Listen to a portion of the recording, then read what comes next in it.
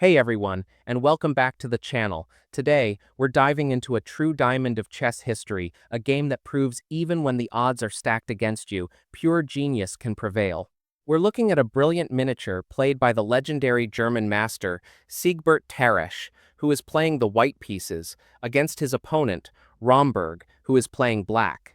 Now, what makes this game absolutely wild? Tarrasch started the game without his queen's rook on a1. That's a serious material deficit right from the jump, but watch how he weaves an attacking masterpiece anyway. The game starts with a classic setup. White plays pawn to e4, immediately seizing central control and opening lines for the queen and king's bishop. Black responds with the symmetrical pawn to e5, challenging White's central claim. White continues his development with knight to f3, putting pressure on Black's e5 pawn and preparing to castle. Black counters perfectly with knight to c6, defending the pawn and bringing out a piece. This is standard sound opening play. Now, Tarrasch, playing white, goes for immediate confrontation with pawn to d4. This move is the hallmark of the Scotch game or similar aggressive openings, smashing open the center. Black accepts the challenge, taking the pawn with pawn takes d4. White decides to forgo recapturing immediately and instead develops the king's bishop to an aggressive square with bishop to c4. This is known as the Goring Gambit, or here, a variation of the Evans Gambit accepted. It's an early declaration of attacking intent, aiming a direct threat at the vulnerable f7 square. Black plays the natural developing move, bishop to c5, pinning White's knight on f3 and challenging the d4 square. This is still textbook opening theory. Here comes the first sharp, somewhat unusual move. White plays knight to g5. What's the idea?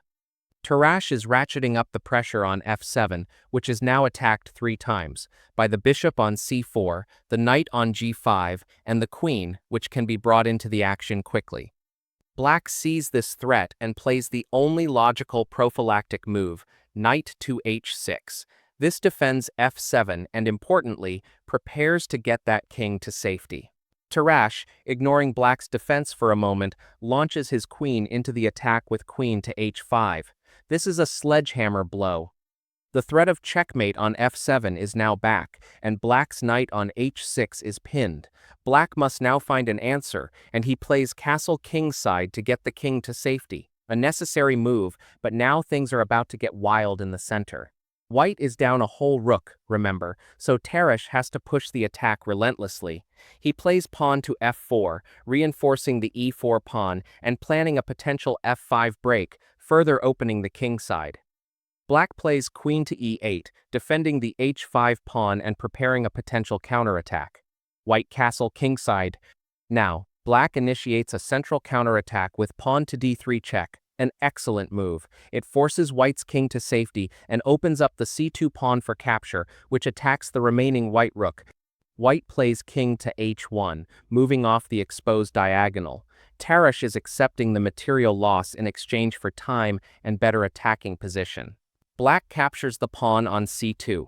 Romberg, playing black, must feel fantastic about his position, for now.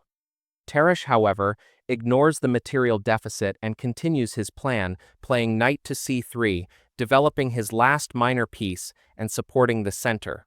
Black now plays a solid defensive and centralizing move, pawn to d6. This defends the e5 square and prepares to challenge White's central pawns, but Tarrasch is now ready to explode. He plays pawn to f5, opening up lines and creating immediate threats against Black's king position. Black finds an excellent maneuver, knight to e5, challenging the f3 knight and attempting to swap off one of White's dangerous attackers. Tarrasch meets the challenge by repositioning his knight to a spectacular square, knight to d5. This is a monster move. It attacks the bishop on c4, the queen on e8, and puts immense pressure on Black's center. Black's king, having castled early, is now feeling the heat. Black plays king to h8, trying to move the king off the g-file and perhaps avoid potential discovered attacks. But Tarrasch has his pieces primed. He plays pawn to f6. This is a devastating attacking blow. It creates a new threat against the g7 pawn and further restricts the Black king's movement. Black tries to eliminate one of White's attackers with bishop to g4, pinning the knight on f3. This is an attempt to stabilize the position, but it's too late. The attack is unstoppable. White plays pawn takes g7 check, an absolute beauty. This move rips open the king side and forces the black king to expose itself. Black plays king takes g7, forced. And now, the true sacrifice. Tarrasch plays queen takes h6 check, a stunning queen sacrifice that forces the black king into the open. Black must take the queen. King takes h6. The black king is now on h6, totally exposed, and all of white's pieces are ready to pounce. Tarrasch plays knight to e6 check. This is a discovered attack, forcing the king further out. Black plays king to h5. Tarrasch continues the relentless assault with knight to f4 check. The two knights are coordinating beautifully. Black moves the king back, king to h6. Tarrasch gives yet another check, bringing the final attacker into position. Knight to e2 check. This allows the bishop to participate in the attack. Black plays king to g6. And now, the coup de grace. Tarrasch slides his final attacking piece into play, rook to f6 check. The rook is now sacrificing itself to drive the king to the final square. Black must take the rook, king takes f6. White plays bishop to g5 check. This bishop has been patiently waiting since move 4, and it delivers a powerful discovered attack, forcing the king to the corner. Black plays king to g6. And finally, the curtain falls. White plays knight to f4 checkmate. What a game! Tarrasch, down a rook and a pawn for the majority of the game, used brilliant tactical play, relentless aggression, and spectacular sacrifices to deliver a gorgeous checkmate in just 21 moves.